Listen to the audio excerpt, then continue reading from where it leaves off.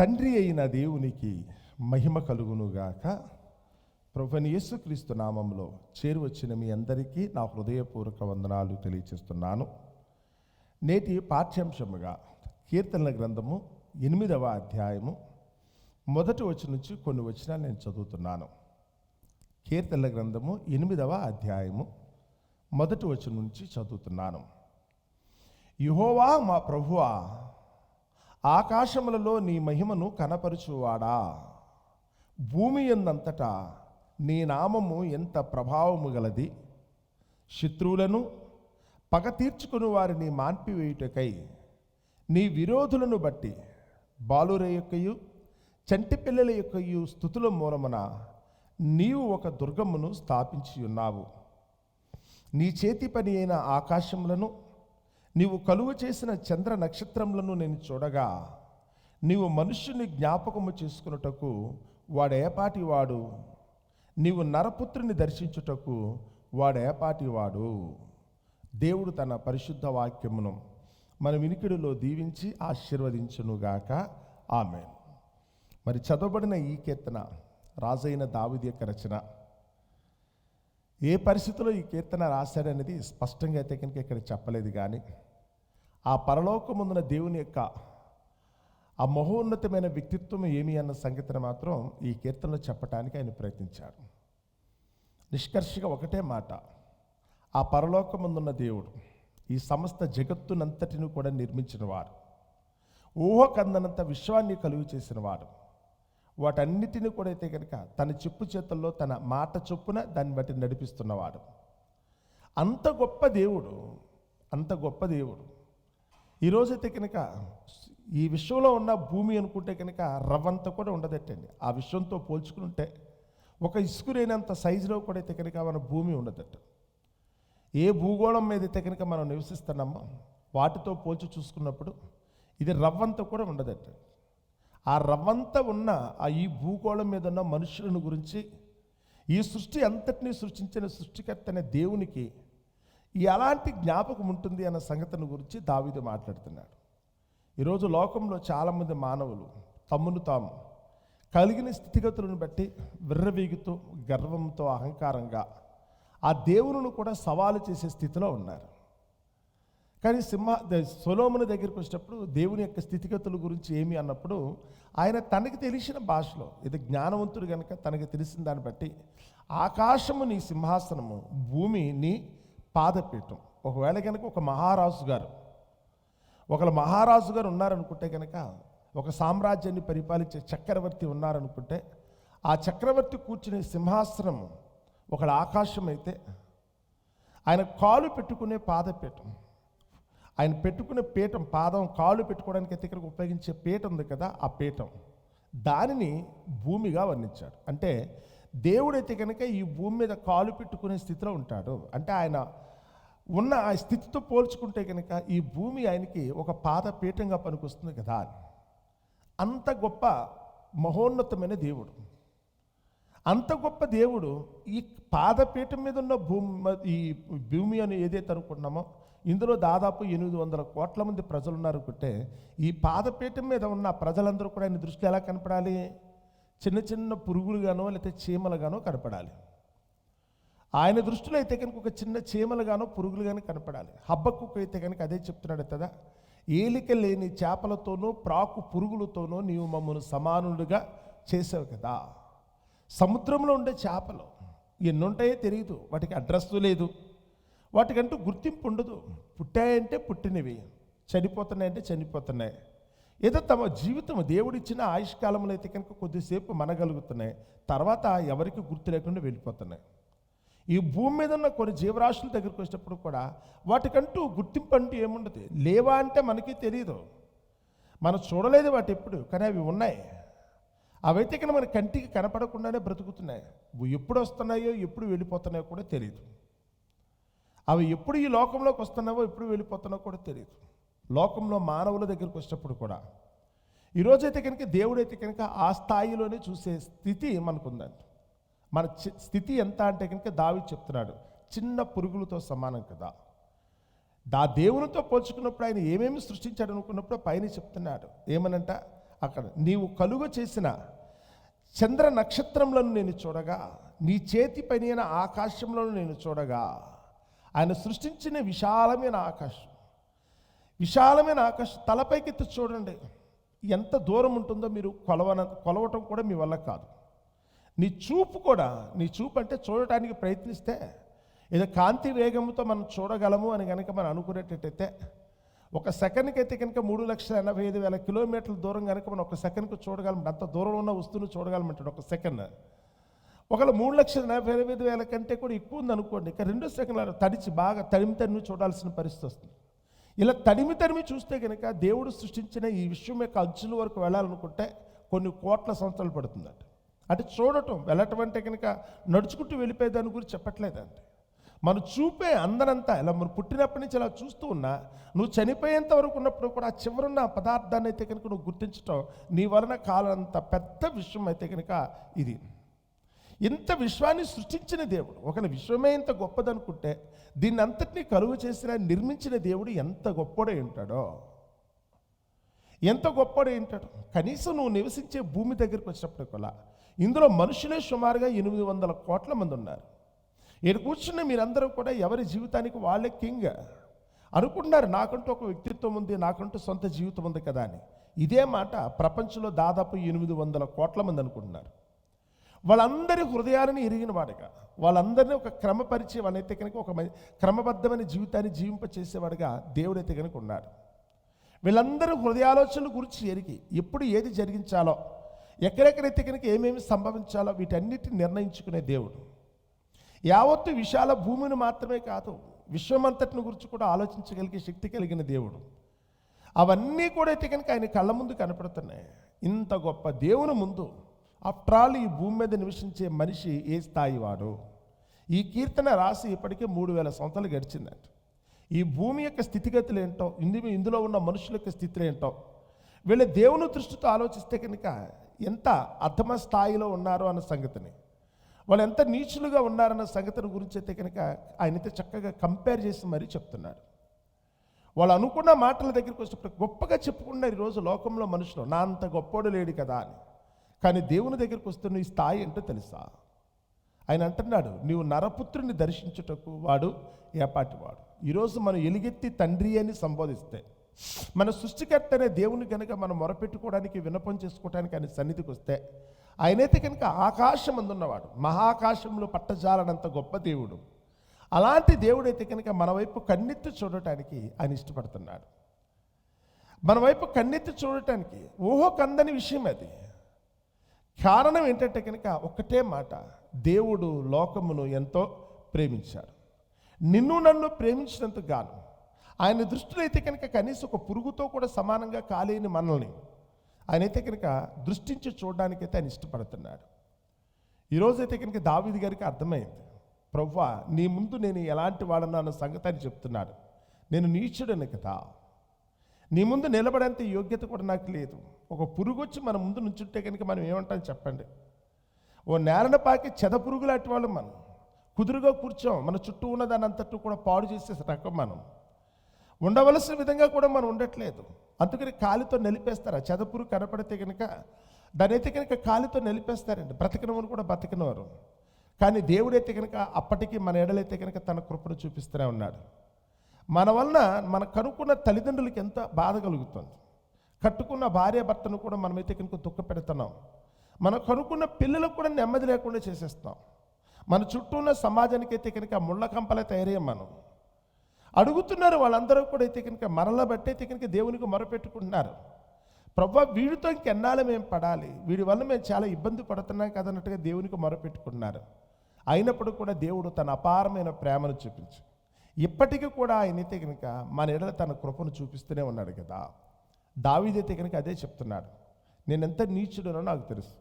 ఒకవేళ నా పాపములు లెక్కించేదని అనుకుంటున్నా అవి లెక్కకు మించి ఉన్నవి. దేవునికి కోపం వస్తే కనుక ఊరుకోడండి. మన ఒంటి మీద వాలిన దోమలతో ఈగ దగ్గరికి వస్తే ఆ దోమ కనుక ఒకరికైనా మనం కుట్టడానికి ప్రయత్నిస్తే వెంటనే చేయి చాచి కొట్టేస్తామండి. మనల్ని కుట్టబోయే లోపలనే దాన్ని చంపేస్తాం కదా. మనం ఒంటి మీద వాలిన ఈగ ఒకళ్ళు చిరాకు తెప్పిస్తుంది అనుకుంటే కనుక దాన్ని కొట్టేంత వరకు తరిమేంత వరకు ఊరుకోం. కారణం ఏంటంటే కనుక మనకు నష్టాన్ని కలిగిస్తే కనుక మనం ఏదైతే కనుక మనకంటే చిన్నది ఉన్నదో దాన్ని అయితే కనుక అంతమొందించేంత వరకు కూడా మనం ఊరుకోమంట. ఇంట్లో పడిన దుమ్ములాంటి వాళ్ళం, మన ధూళిలాంటి వాళ్ళం, చీపురు పుచ్చుకుని తుడిచేసే పరిస్థితిలో దేవుడు ఉన్నాడు. నేను తీసేయటం అనే మాట దగ్గరికి వస్తే కనుక, ఈ లోకంలో నేనైతే కనుక తీసేయటం అనే మాట దగ్గరికి వస్తే చాలా సింపుల్ ఆయనకి. అయినప్పుడు కూడా ఇప్పటికీ కూడా దేవుడు మన ఎడల తన కృపను చూపిస్తూనే ఉన్నాడు. ఇంత మహా గొప్ప విశ్వాన్ని సృష్టించిన దేవుడు దానికి రారాజుగా అయితే కనుక ఈరోజు మానవునే నియమించాడట. వాటన్నిటినీ ఏలమనే దేవుడు చెప్పాడు, అన్నిటినీ తెలుసుకోమనే చెప్పాడు. తగిన జ్ఞానాన్ని మీరు పొందుకోండి, ఎందుకంటే రేపటి దినాన్ని మీరు రాబోతున్న పరలోకం ఇంతకంటే గొప్పగా ఉంటుంది. మనం చనిపోయిన తర్వాత మనం వెళ్ళబోతున్న పరలోకం దగ్గరికి వచ్చినప్పుడు ఆయన హింటిస్తున్నాడు. ఆ మహాలోకంలోకి నువ్వైతే కనుక వెళతావు, నీకు చావు లేదు, శరీరాన్ని నువ్వు విడిచిపెడతావేమే కానీ నువ్వైతే కనుక ఏమీ కావు. రేపటి దినాన్ని నువ్వైతే కనుక ఆ పరలోకానికి రావాల్సిన వాడవు కదా. అక్కడికి రావటం కోసం ఈ లోకంలో ఉన్నప్పుడే ఆ దేవునితో నీకున్న అనుబంధం ఏంటో చక్కగా తెలుసుకోవటం, దేవుడు నిన్ను ఎంత గొప్పగా ప్రేమిస్తున్నాడు, నీ కొరకు ఏమేమి ఆయన అయితే కనుక సిద్ధపరిచాడన్న సంగతి తెలుసుకోవటం కోసమే ఈరోజు మనమందరము కూడా అయితే కనుక ఆతృత పడాలి. అది తెలపటం కోసమే యేసు ప్రభువుని ఈ లోకానికి పంపించాడు. ఆయన చెప్తున్నాడు, వచ్చినప్పుడే ఆయన చెప్పి వెళ్ళాడు, ఇదిగో నేను వెళ్ళి మీ కొరకు స్థలమును సిద్ధపరుస్తాను.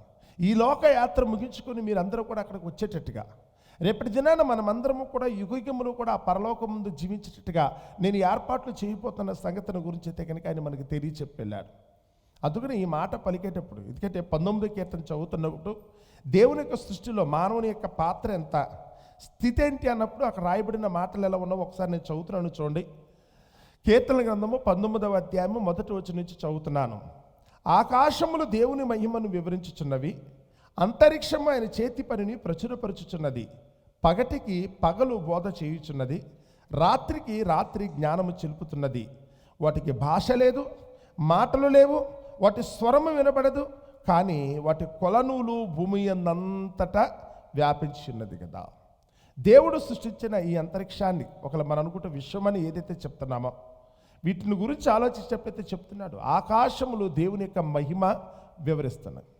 ఆ పైన ఆకాశం వైపు చూసినప్పుడు ఒకవేళ మన చదువు లేక మనకైతే కనుక దాని విలువేంటో మనకు అర్థం కాకపోవచ్చు, లేదా దాని పొడుగు ఎంతో, వెడల్పు ఎంతో, ఎత్తెంతో, లోతెంతో మనకి తెలియక మనమైతే కళ్ళతో చూసే ఓస్తుంది అనుకున్నాం అంతే. అదైతే చిన్నగా మనకు కనపడుతుంది. శాస్త్రవేత్తల దగ్గరికి వెళితే వాళ్ళు ఎవరైతే కనుక గెడ్డాలు మీసాలు పెంచుకుని జీవితాన్ని అయితే కనుక ధారపోసేసిన వాళ్ళు ఉంటారు, ఈ సృష్టిని గురించి తెలుసుకోవాలి, ఈ విశ్వాన్ని గురించి తెలుసుకోవాలనే ఉద్దేశంతో అయితే గొప్ప గొప్ప చదువులు చదివి నిరంతరము ఆ పని మీదే ఉంటారు. వాళ్ళందరి దగ్గరికి వెళ్ళినప్పుడైతే కనుక వాళ్ళు ఏమంటారు తెలుసా, దేవుడు సృష్టించిన ఈ సృష్టిలో ఈ విశ్వంలో అయితే కనుక ఇప్పటికి కూడా 1% కూడా మేము తెలుసుకోవడానికైతే సాధ్యం కాల. కోటాను కోట్ల నక్షత్రాలు కనపడుతున్నాయి, మేము వెతికే కొలది కనపడుతున్నాయి. ఏదో గంపలుగా తీసుకొచ్చేసినట్టుగా వేల కొలది కాదు, కోట్ల కొలది అయితే కనుక నక్షత్రాలు కనపడుతున్నాయి. దేవుడైతే కనుక అబ్రహాముకి అదే చెప్పాడు, ఆకాశం వైపు తల ఎత్తి నువ్వు శక్యమైతే కనుక ఈ నక్షత్రాలు లెక్కించగలవా అన్నాడట. 4000 సంవత్సరాల క్రితం అయితే చెప్పాడు, నువ్వు సముద్రపు దరి తీసుకొచ్చి అక్కడున్న ఇసుకను చూపించి ఈ ఇసుక రేణువులను లెక్కించగలవా అబ్రహాము అని అడిగాడట. సముద్రపు దరినున్న ఇసుక దగ్గరికి వస్తే కనుక ఆ రేణువులు లెక్కించడం ఎంత అసాధ్యమో, వాటిని లెక్కించడం ఎంత అసాధ్యమో ఆకాశంలో ఉన్న నక్షత్రాలను లెక్కించడం కూడా అంత అసాధ్యం. అంటే సముద్రపు దరినున్న ఇసుక రేణువు అంటే చాలా చిన్నగా ఉంటుంది. ఈ చిన్నగా ఉన్నదాన్ని చూసి ఓహో ఇంతే కదా అనుకుంటున్నాయేమో, కానీ పైన కనపడుతున్న ఆ నక్షత్రాల గురించి ఆలోచిస్తే మనం నివసించే భూమి కంటే కూడా ఎన్నో వేల రెట్లు అవి పెద్దగా ఉంటాయంటే. మన దూరంగా కనపడుతున్న సూర్యుడి దగ్గర వచ్చినప్పుడు కూడా భూమి కంటే ఎంతో పెద్దవాడు, ఎంతో పెద్దగా కనపడుతుంది ఆ సూర్యగ్రహం అయితే. తెలుసా మీకు సంగతే? దూరం నుంచి చూస్తున్నాం కనుక మనకి చిన్నగానే ఏదో చేతితో పట్టుకుంటే కనుక అమరిపోయేటట్టుగా మన ఇంట్లో ప్లేట్ ఉన్నంత సైజులో కనపడుతోంది, కానీ ఆ సూర్యుని గురించి ఆలోచిస్తే అంత గొప్పది, భూమి కంటే కూడా ఎన్నో రెట్లు పెద్దది కదా. అలాంటి నక్షత్రాలు ఈ సృష్టిలో అయితే కనుక కొన్ని కోట్లు ఉన్నాయి. వాటన్నిటిని కూడా అయితే కనుక ఆయన గమనిస్తూనే ఉన్నాడు, అన్నిటిని కూడా క్రమబద్ధంగా అయితే కనుక ఆయన నిర్వహిస్తూనే ఉన్నాడు. అక్కడ ఏం జరుగుతుందో మనకి తెలియదు, దూరం నుంచి చూసిన మనం అక్కడికి వెళ్ళటానికి కూడా శక్యము కాదు. మనకు అతి దగ్గరగా ఉన్నది ఏంటంటే కనుక చంద్రుడు. ఈ భూమి నుంచి కనుక పైకి చూస్తే కనుక దగ్గరగా ఉన్నది ఏంటంటే చంద్రుడు. ఆ చంద్రుని మీదకి వెళ్ళటానికి ఆపుసోపలు పడుతున్నారు. వెళ్ళామని చెప్తున్నారు కానీ అది ఎంతవరకు నిజమో కూడా ఇప్పటివరకు కరెక్ట్గా తెలియదండి. ఇక సుదూరంలో కందనంత దూరంలో ఉన్న ఈ సృష్టిని గురించి ఆలోచిస్తే అంత గొప్ప విషయంలో కనుక ఒకవేళ మన స్థితి ఏమనుకున్నప్పుడైతే కనుక కనీసం రేణు అంతా కూడా, ఒక అణువు అంతా కూడా అయితే కనుక మనకు స్థానం లేదండి. అయినప్పుడు కూడా ఎలాంటి స్థితిలో ఉన్న మనల గురించి కూడా ఆ పరలోకముందున్న దేవుడు శ్రద్ధ తీసుకుంటున్నాడు. నిన్ను నన్ను ప్రేమించాడు, ఎందుకంటే రేపటి దినాన్న నిన్ను నన్ను కూడా ఆయన ఉండి ఆ మహాలోకంలోకి తీసుకువెళ్ళాలన్న ఉద్దేశంతో ఎప్పటికప్పుడు మన ఎడలైతే కనుక తన కృపను చూపిస్తూనే ఉన్నాడు. ఏమి ఇది, ఎందుకింత ఈ సృష్టిలో పోల్చుకుంటే కనుక అసలు మనమైతే కనుక నరపుత్రుని దర్శించటానికి కూడా వాడు పనికిరాడు. నీ ఎన్నికలో మేము ఉండటానికి కూడా అవకాశం లేదు కదా. దావీదు గారు అదే చెప్తున్నాడు. ఆ దేవుని యొక్క గొప్పతనాన్ని అర్థం చేసుకున్నవాడుగా, ఆయనతో పోల్చి చూసుకున్నప్పుడు మనిషి యొక్క స్థితిగతులు ఏంటో తెలిసిన వాడుగా ఆయన అంటున్నాడు, నీవు మనుషుని జ్ఞాపకము చేసుకున్నట్టుకు వాడు ఏపాటి వాడు. నువ్వు కలుగ చేసిన చంద్ర నక్షత్రములను చూడగా వాటి యొక్క వెలుగునేంటో అటు ఔన్నత్యం ఏంటో మేము చూసినప్పుడు వాటితో పోల్చుకుంటే కనుక మేమెంత అయినప్పటికీ మా మీద ఇంత ప్రేమ ఏంటి ప్రభువా.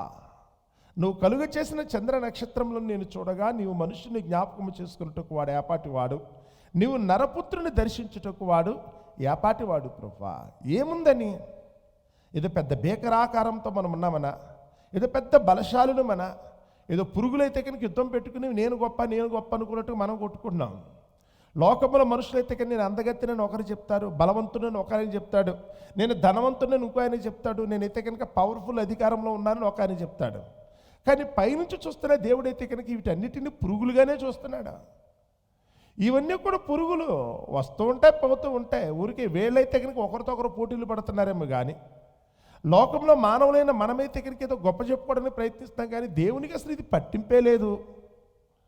వీళ్ళందరూ కూడా పురుగులు, ఏదో ఉంటుంది కదా పేడ పురుగులు లేకనో, లేకపోతే కనుక ఏదైనా పుట్టలో ఉన్న పురుగులు లేకనో, చీమలు దాన్ని మందలేక ఉంటుంది కదా, అగో అలా చూస్తున్నాడు. ఏంటి గుర్తింపు? దేవుడైతే కనుక వీటిని దేని గురించి అయితే కనుక పట్టించుకోవలసిన ఆవశ్యకత కూడా లేదు. కానీ ఇందులో ఎవరైతే కనుక ఆ దేవుని వైపు ఎవరైతే చూస్తారో, ఆ దేవుని ఎవరైతే ప్రసన్నం చేసుకుంటారో, ఆ దేవుని చిత్తాన్ని గ్రహించి ఆయన సంకల్పము చొప్పున ఎవరైతే నడుచుకుంటారో వారిని మాత్రం దృష్టించి చూస్తున్నాడు. ఆయన కను దృష్టి వారి మీద ఉంటుంది కదా. ఆయన వారిని ప్రేమించేవాడుగా ఉంటున్నాడు. వారికైతే కనుక లోకంలో ఉన్నంతసేపు కూడా తగిన భద్రత కూడా ఏర్పాటు చేస్తున్నాడు. ఎవరైతే తన యందు భయభక్తులు కలిగిన వారు ఉన్నారో రేపటి దినాన ఆ పరలోకానికి తీసుకెళ్ళటానికి అయితే కనుక ప్రణాళిక వేశాడు. ఈరోజు ఇది అర్థం కాక లోకంలో మన స్థితి ఏంటన్న సంగతి కూడా తెలియదు. కొంచెం చదువుకున్న వాళ్ళని అడగండి. ఎవరో చెప్పే పనికి మాలిన మాటలు కాకుండా, మూఢత్వంతో కూడుకున్న మాటలు కాకుండా కొద్దిపాటి జ్ఞానంతో ఆలోచించండి. మన పిల్లలు కూడా ఈరోజు ఎంతో చక్కగా చదువుకుంటున్నారు.